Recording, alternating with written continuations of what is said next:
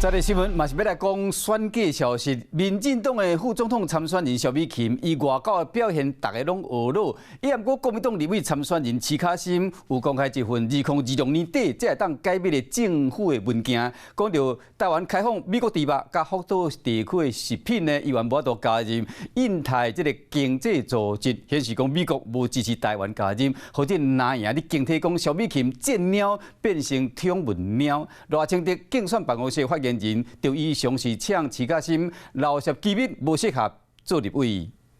付出了很多的政治代价，但是美国仍然不支持台湾加入区域经济整合。齐卡心将公开机密的文件惹了台湾开放美国地核实，说对不着美国支持，美时任驻美代表萧美琴这鸟外交其实是天神鸟啊鸟。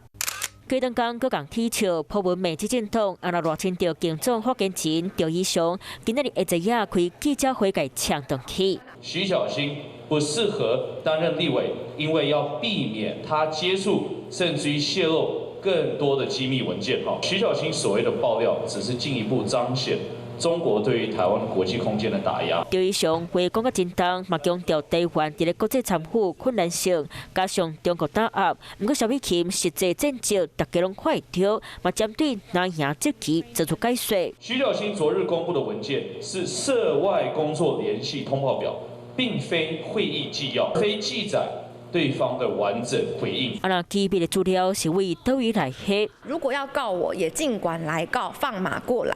去年的4月，我们就可以提出相关文件了。我们给了你1年8个月的时间，结果你什么事情都没有做出来。外交涉弊案，闹得高峰是愈来愈黑。